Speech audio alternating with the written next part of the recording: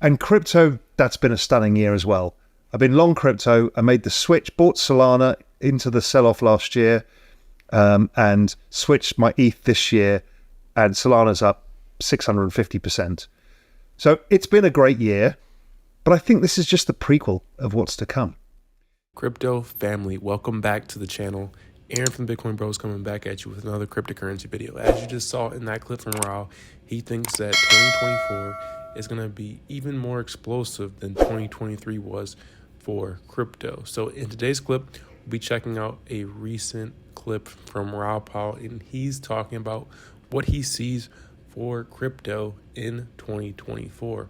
He's going to be looking at some indicators, showing charts talking about inflation, unemployment, and other financial data that helps Raoul make his case for a bullish cycle for crypto in 2024.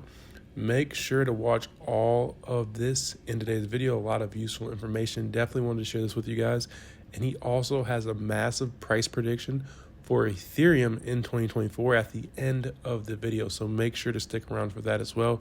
Leave all of your thoughts in the comment section below. If you are new to the channel, please consider subscribing. We have new crypto, Bitcoin, and financial related content coming out every single day. Without further ado, let's go ahead and check out the clip here.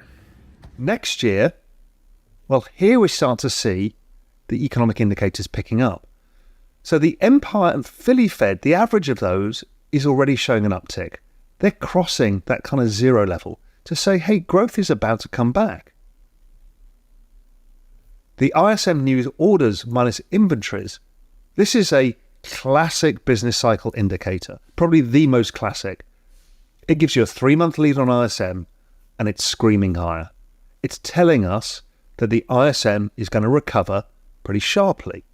And those recession fears, whether we get one or not, will be in the rearview mirror. Things will be getting stronger going forwards. And I know the last 18 months has been tough for many. Your portfolios and everything you owned got nuked in 2022. It's taken people's confidence away. I get it. Also, people have lost jobs. People's revenues have come down. It's not easy. But what I can tell you is 2024 is going to bring new sparks. The transition from macro spring into macro summer will take us from 2024 into 2025. Now, I know many of you are going to say, yeah, but what about employment? It's sticky. What about inflation? It's sticky. When's the cowbell coming? How's stimulus going to work? This next set of charts should help you understand that too. You see, it all goes back to these business cycle dominoes. The central banks are living in the past. What they look at is the current read on CPI and the current read on unemployment, not the forward-looking stuff. I'll show you the forward-looking stuff and you'll see how that's going to fold out into the headline, whether it's core CPI, headline CPI, and the unemployment numbers. You see, a lot of inflation is actually driven by the really lagging components of shelter and wages. These things lag between a year and 2 years, which is why coming out of a business cycle trough, disinflation continues for 18 months or so before rebounding. That's why central banks tend to be easing well after recession has ended, because they're living in a lag time horizon. They always do. It's bizarre, but that's how it is. So, firstly, let's look at PPI, G5 PPI, producer prices. This is the pointy end of the stick, the thing that moved quickly. This is the producers' prices, and they tend to adjust very fast. It has a 2-month lead on CPI and suggests that G5 CPI could head down to 0 pretty soon, sometime in 2024. And that's something I've talked about a lot. I think inflation evaporates in 2024. The Eurozone PPI has been shockingly weak, down below negative 10%. And it tells us that Europe's CPI is going to come down to 0 or below in 2024 and early-ish in 2024. So that should bring the ECB into action, cutting, because they care about inflation more than anything else. It's their single mandate. If we look at core PCE and just look at the 6-month annualized change, this is here in the US, Well, here in the US, I'm in the Cayman Islands, but you know what I mean. That's already at 2.5% and falling. So it's showing that the inflation pulse is well behind us and stimulus becomes more likely.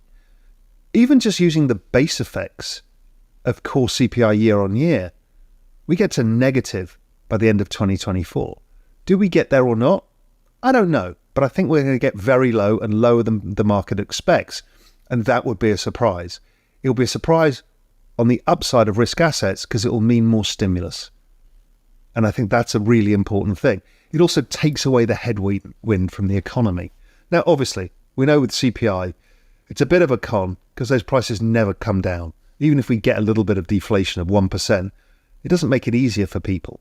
But hopefully, the offsetting rise in your portfolios will help somewhat. The other way of looking at PPI is taking out that really lagging shelter component, which that's not going to deflate for another year.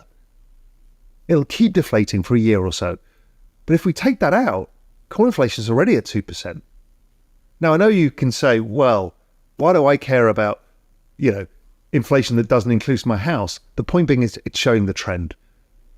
I'm not saying inflation's any less or you don't feel less pain. What I'm saying is all the other elements of inflation are coming down fast. And a lot of people tell me, well, inflation's sticky.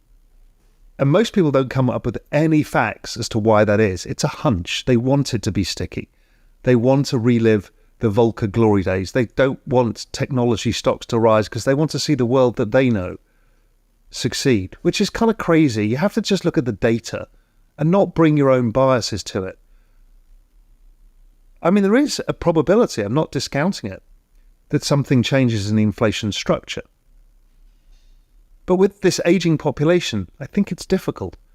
I do think unemployment will stay higher than expected over this cycle, but that's a function of less people in the workforce.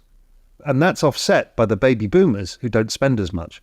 Anyway, this CPI cycle is no different than all of the others. It's basically identical. It's this Mount Fuji pattern, up, down, and we should continue lower. Even that bounce is due to the year-on-year effects that we've seen recently, and we should continue over time to see CPI keep falling below the Fed's target. And when that happens, it drives asset prices. And if you look at the S&P versus the average trajectory of the last 12 episodes of inflation, it basically just goes up as soon as inflation peaks. And the S&P is just following the same pattern. Nothing unusual, should keep going up. Ethereum perfectly works against the global liquidity index. And again, it suggests that Ethereum may have a really good first half of 2024. The target from using the liquidity indicator would be about 5,300. Again, don't take this as written in stone. It's directionally, we should be coming to all-time highs in Ethereum in the first half of 2024. Let's see how that plays out, but it makes me very bullish on crypto assets. And thank you guys for watching all the way to the end of the video. Let me know what you guys thought about that in the comment section below. Like I said earlier, if you're new to the channel, please consider subscribing. I'll see you guys in the next one, and have a great rest of your day.